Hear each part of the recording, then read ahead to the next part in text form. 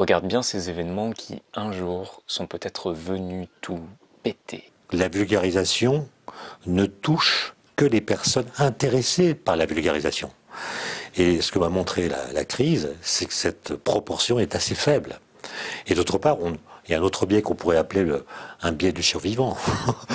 on ne touche que des gens qui n'ont pas été traumatisés pendant les années scolaires par leur premier rapport avec la science. Et ton exploration en prend un coup, mais heureusement, des personnes comme Étienne Klein sont là pour t'aider. Moi, je m'appelle Étienne Klein, je suis physicien au commissariat à l'énergie atomique et aux énergies alternatives. Et je mène depuis assez longtemps un travail de vulgarisation de la physique. Avant d'aller plus loin, autant te prévenir, avec Étienne Klein, pas question de se voiler la face. C'est le genre de personne qui croit fort en ton autonomie. Et ça, on va s'en servir pour honorer ta créativité. La grande question, c'est à quoi allons-nous accorder notre attention ? C'est pour ainsi dire le genre de phrase qui te remet le facteur sur son vélo. Mais ici, qu'est-ce qu'Étienne Klein veut dire? Est-ce que vous avez un conseil pour les jeunes générations? Une bouteille à la mer. Une bouteille à la mer pour les jeunes.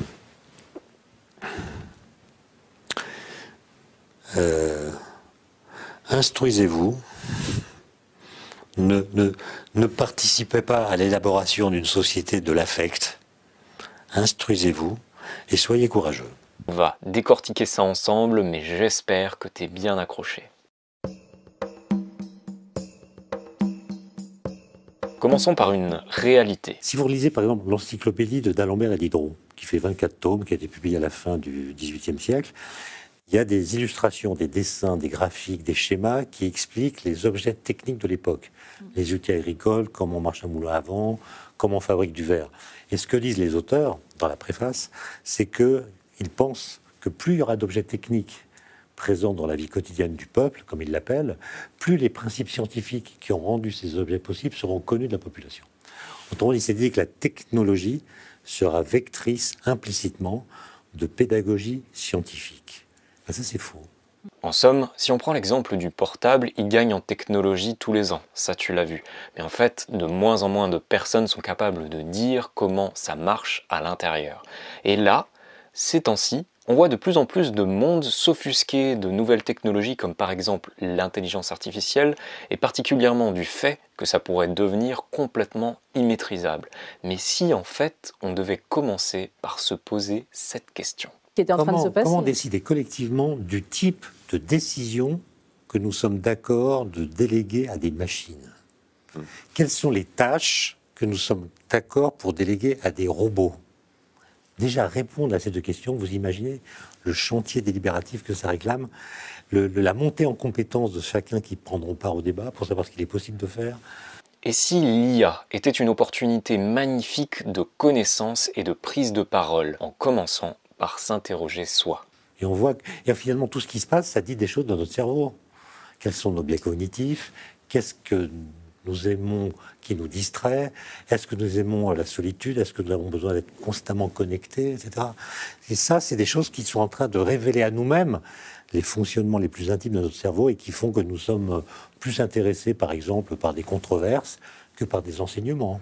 Alors tu perçois la force que t'interroger, toi, peut te donner.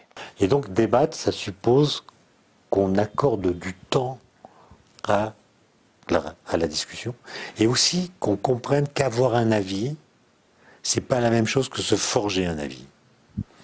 Hein? Moi, j'ai l'impression que les gens qui ont un avis tranché s'estiment dédouanés de l'obligation d'apprendre à propos de ce sur quoi ils ont un avis tranché. Par exemple, si je dis je suis pour le nucléaire, j'ai pas besoin de savoir ce que c'est que le nucléaire, je suis pour. Si je dis je suis contre le nucléaire, j'ai pas besoin de savoir ce que c'est. Donc le fait d'avoir un avis me permet d'ignorer le sujet, alors que ça devrait être l'inverse. Et donc je pense que quand on décide de débattre, on doit s'informer, apprendre, questionner, interpeller les experts, et à la fin de ce travail qui est chronophage, alors on est capable d'avoir un avis, et on est capable de l'étayer, et on est capable de le défendre. Alors arrive le moment de prendre ses responsabilités, et ça implique aussi de reconnaître dans quel biais est-ce que l'on peut se trouver. Et il me semble qu'aujourd'hui, le numérique quand il est mal utilisé, parce que quand on l'utilise bien, à mon avis, ça développe l'intelligence. Et si on l'utilise mal, on est emporté vers des automatismes qui font que nous croyons penser alors que nous ne faisons qu'adhérer. Alors pourquoi donc? Comment est-ce qu'on en arrive là? Et là, les philosophes, les scientifiques, les neuroscientifiques sont d'accord. Oui, notre cerveau n'aime pas être contredit. Donc avant même le numérique, les gens de gauche ne lisaient pas Le Figaro en France. Les gens de droite ne lisaient pas L'Humanité ou Libération. Pourquoi? Parce que lorsque vous lisez le journal, vous souhaitez que ce qui est rapporté soit homomorphe à votre propre façon de lire le monde. Je ne parle pas du journal, mais du vrai monde. Aujourd'hui, c'est la même chose, sauf que les algorithmes ont vite fait de repérer votre tropisme intellectuel, vos habitudes de consommateur, votre tropisme politique, etc. Et vous alimentent en articles, vidéos qui vont dans le sens de ce que vous pensez déjà. Mais ça mérite même pas vraiment de justification, ça se ressent. Si là par exemple je te propose l'opportunité entre deux soirées, la première où tu sais que c'est dans un endroit que tu connais, où il y aura des amis, où il y aura des personnes avec qui tu vas partager des passions. La deuxième, c'est dans un endroit inconnu, où toutes les personnes sont inconnues. La seule chose que tu sais, c'est qu'en fait elles n'ont aucun rapport avec toi, les centres d'intérêt sont très divergents. À ton avis, laquelle de ces soirées sera la plus défiante? Mais pour creuser, si le plus intéressant, c'était de se demander pourquoi est-ce qu'on a cette préférence. Et on voit bien que le numérique permet à chacun, en quelques clics, de fabriquer ce qu'on pourrait appeler son chez-soi idéologique, c'est-à-dire une communauté qui rassemble des gens qui pensent comme lui, qui s'informent comme lui, et toutes ces pensées vont être renforcées par ce qu'il va apprendre. Or, penser, c'est dire non à sa pensée, c'est-à-dire l'esprit critique, ça ne consiste pas à critiquer la pensée des autres. Penser, c'est critiquer sa propre pensée. Et bim, voilà comment en une phrase on peut se recadrer. Alors, je t'invite à bien regarder ton autonomie, ton potentiel de responsabilité en face. Si on repart sur la créativité, est-ce que tu penses qu'à un moment, tu t'es dit que finalement, c'était pas pour toi? Prenons l'exemple de l'écriture. Est-ce que ça t'est déjà arrivé de publier, d'avoir des commentaires suite à ça qui étaient peut-être pas plaisants, et finalement de te dire que non, c'est pas pour toi? Regardons comment Étienne Klein peut nous éclairer sur la question. Il y a des gens qui ont acquis l'idée que la science n'était pas pour eux. Ils ont été traumatisés par une mauvaise note ou par une remarque faite ici ou là. Ça les marque à vie. Du sexisme en général. Mais pas seulement. Ça se trouve aussi, ça se trouve dans les deux sexes en tout cas. Et c'est des gens qui estiment qu'ils ne sont pas câblés pour la science. Et donc ils ont un rapport très distancié, très méfiant. Et c'est très difficile de trouver les moyens de transpercer cette paroi de verre. Mais il y a un message d'espoir. Rejoindre les survivants, c'est possible. Et pour ça, tu peux t'aider de cette vision étonnante du doute. On sait ce qu'on sait et on sait ce qu'on ne sait pas. Et la recherche est donc activée par le doute. Donc le doute, c'est le moteur de la recherche. Et en même temps, c'est son combustible. Parce qu'à mesure qu'on a des résultats, le doute se déplace. Et quand on confond la science et la recherche, comme on l'a beaucoup fait, le doute, qui est consubstantiel à la recherche, vient coloniser l'idée même de science. Cela dit, et on présente la science comme étant le lieu permanent du doute. Mais c'est pas vrai. Moi, je ne connais pas de physicien qui doute de l'existence de l'atome. Je ne connais pas d'astrophysicien qui doute de l'expansion de l'univers. Et comme il le dit pour la science, c'est pareil pour ta démarche de créateur. C'est-à-dire qu'elle ne doit pas devenir la demeure du doute. Imaginons que tu écrives, que tu veuilles publier tes créations, mais qu'une peur arrive et que tu te demandes in fine quelle sera la réaction du public. Quel public est-ce que tu vas toucher? Et que tu attendes de répondre à cette question, eh bien là, tu vas demeurer dans la demeure du doute. Alors qu'à côté, si tu décides de publier, tu vas en sortir, car l'idée maîtresse reste la même. Si tu ne testes pas, tu ne peux pas savoir. À l'école centrale, comme dans les grandes écoles en général, on lisait des polycopiés. Sans voir qu'il y a des bibliothèques qui contiennent les mêmes savoirs de façon parfois plus attrayante que les polycopiés qui sont... Je me souviens, les polycopiés, la plupart d'entre eux, ils commençaient, première page, par des équations. Je me disais, mais... avant d'entrer dans une équation, il y a une histoire, il y a un problème à résoudre, il y a des gens, il y a des époques, il y a des contextes, il y a des nécessités peut-être. Mais les équations, elles ne sont pas tombées du ciel. Là, il y a une bombe. Pourquoi? Parce qu'une énergie énorme peut être puisée ici. Tu te souviens de cette équation en mathématiques? Ça devient toujours beaucoup plus facile de la résoudre lorsque l'on sait quelle application elle peut avoir dans la vie réelle, n'est-ce pas? Eh bien, il en est de même pour tes créations. Pourquoi est-ce que tu tiens tant à décrire cette terre? Pourquoi est-ce que tu tiens tant à décrire cet animal? Qu'est-ce que ça vient toucher en toi? Quelle est la partie organique, émotionnelle que tu veux mettre sur la table? J'ai essayé voilà, de m'intéresser à l'histoire des idées, peut-être plus qu'aux idées elles-mêmes en fait. Tu perçois là déjà qu'on tient quelque chose, eh bien on va aller encore plus loin. Exister finalement, c'est pas la même chose que être vivant ou être ou vivre. C'est exister, il y a ex dedans. Ex, c'est sortir de quelque chose. Et je pense que exister pleinement, c'est être amené à faire des excursions par rapport à l'idée qu'on a de soi. Ça veut dire explorer, ça veut dire s'aventurer, et puis voir quand on quitte ses limites si on existe encore.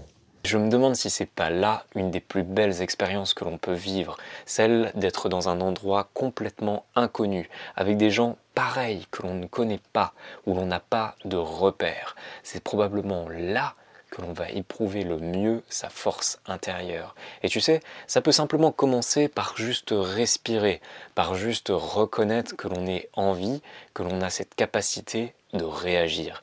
Et alors, ça devient de suite beaucoup plus acceptable de sortir de sa zone de confort, d'accepter de perdre le contrôle.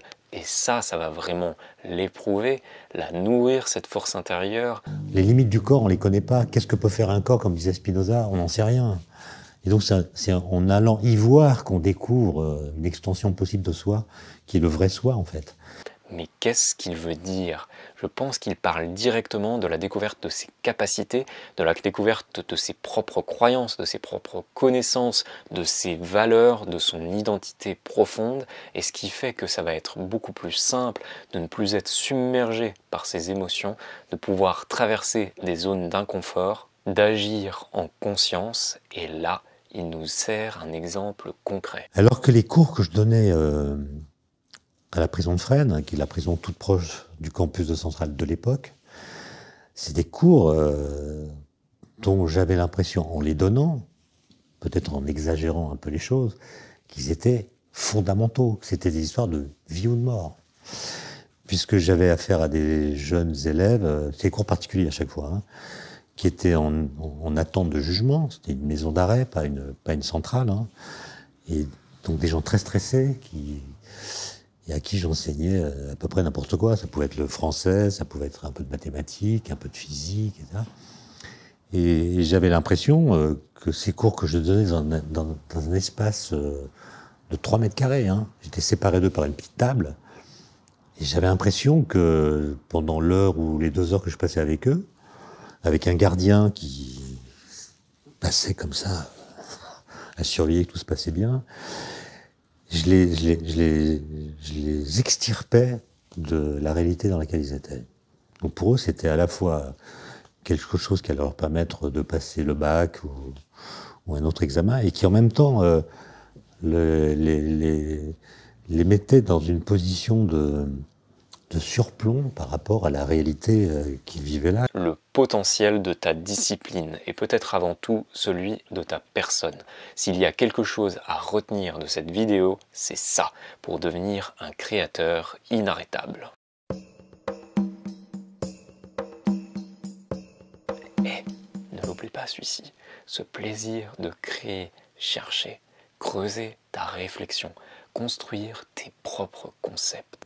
À mon époque, si j'ose dire, je ne suis pas tout jeune, mais quand on se posait une question, on voyageait avec la question, on l'emportait avec soi pendant des jours et des jours. Et on se trouvait bête de ne pas parvenir à la résoudre. Et puis un jour, on lisait un livre, on rencontrait quelqu'un, on avait soi-même une pensée qu'on était capable de produire qui résolvait la question. Et il y avait une joie intellectuelle dont la force était liée au travail qu'on avait accompli soi-même pour trouver la bonne réponse.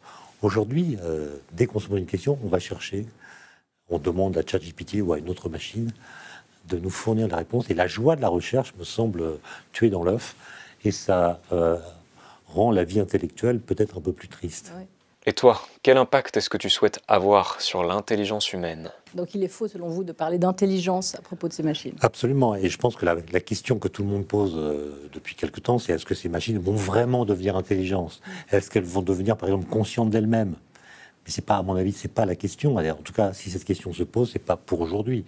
La question, c'est qu'est-ce que ces machines font à notre intelligence, quelle qu'elle soit, notre façon de penser, de travailler, de collaborer, d'être en interaction avec les autres, de traiter l'information. C'est plutôt ça la question qui est préoccupante. Le fait que les machines parlent, beaucoup de machines parlent, est-ce que ça va changer notre façon de parler?